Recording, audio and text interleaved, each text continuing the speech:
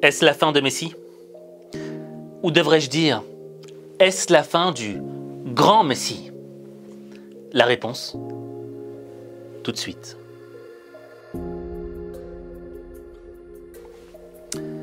On va pas se mentir, ça fait mal. Ça fait mal de voir un Lionel Messi à ce niveau-là.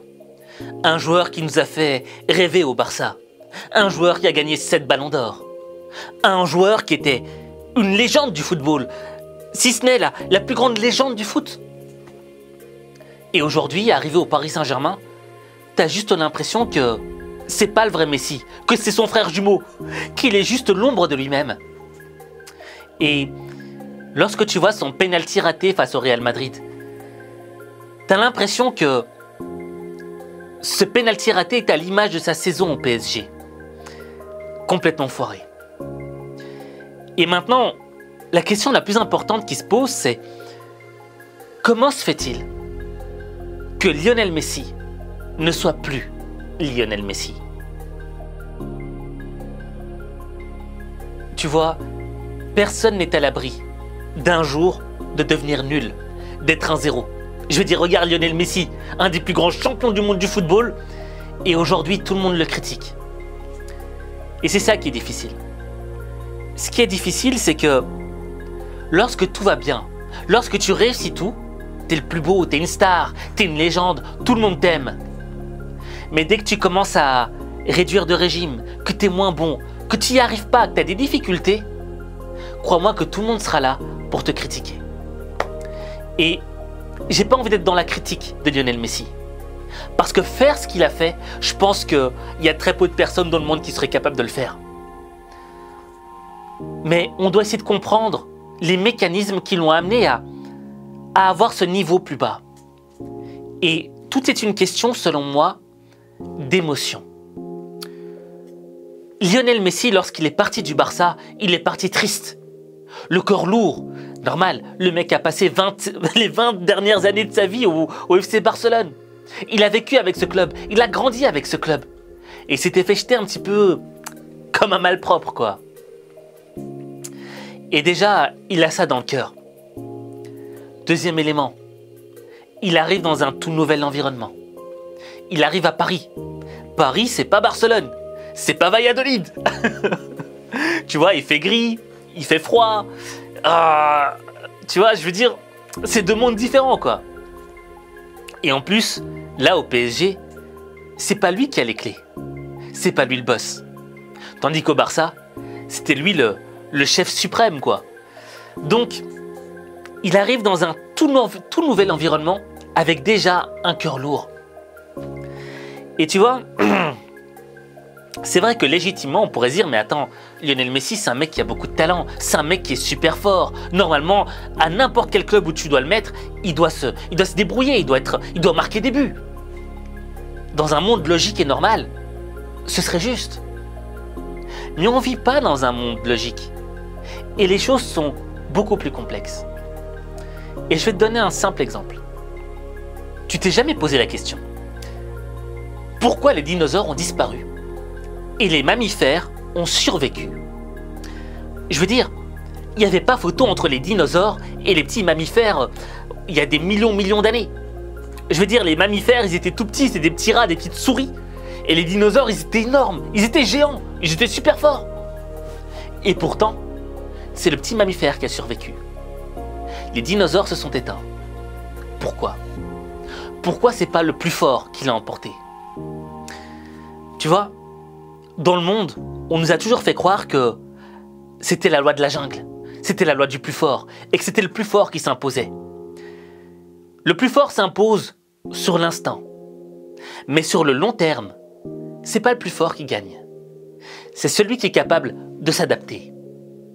Et les mammifères, eux, ils ont été capables de s'adapter sur le long terme. C'est pour ça que c'est eux qui ont remporté la victoire au final. Et c'est un petit peu comme Cristiano Ronaldo. Tu vois, Cristiano Ronaldo, tu le vois, il a joué au Real Madrid, à la Juventus, maintenant à Manchester United. Et il est toujours au top. C'est toujours un joueur incontournable. Pourquoi? Parce que chaque fois qu'il a changé de club, il s'est adapté au style du club. Et en parallèle, il s'est aussi adapté à son âge. Parce qu'il sait que l'âge avançant, il sera plus capable de faire les mêmes choses qu'il faisait avant. Donc, il s'adapte. Il s'adapte à son environnement. Et Lionel Messi, il ne s'est pas adapté à son environnement. Pourquoi? Parce qu'il était trop ancré au FC Barcelone. Tu vois, c'était sa zone de confort. Et donc, je pense que c'est pour cela que Lionel Messi éprouve des difficultés. Et la vérité, c'est que...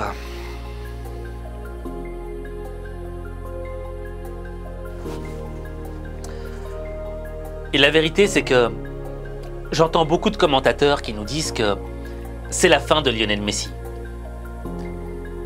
Et on va pas se mentir, c'est toujours facile d'être dans la position du critique.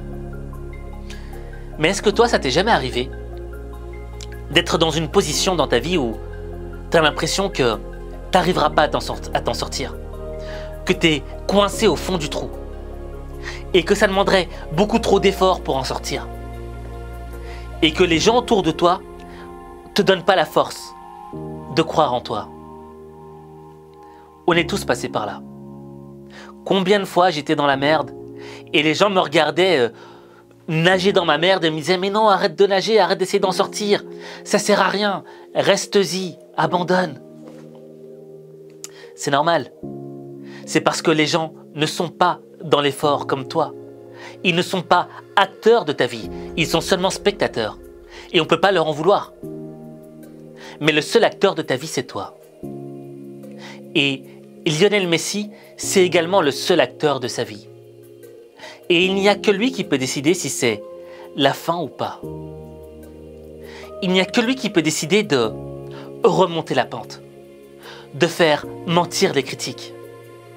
Il n'y a que lui qui peut décider de se réinventer en s'adaptant à son environnement, en faisant l'effort d'adaptation. Et tu vois, le cas de Lionel Messi, on doit le prendre en exemple. Parce que tu vois, on peut tous être un jour au top, au sommet de la réussite. Et un jour, on va rencontrer un blocage. Un jour, on n'y arrivera plus. Et on va descendre de la montagne.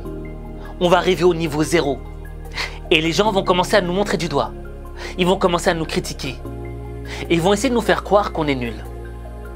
Et c'est vrai que quand on est au bas du bas et que les autres commencent à nous montrer du doigt, on a tendance à baisser les bras, à ne plus croire en nous. C'est humain. Mais moi, je refuse de le croire. Je refuse de croire que tu n'es pas capable de changer les choses, d'inverser la vapeur. Je refuse de croire que c'est la fin de Messi.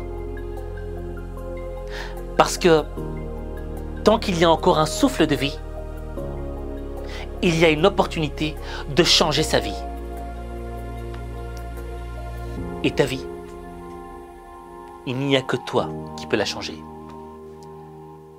Il n'y a que toi.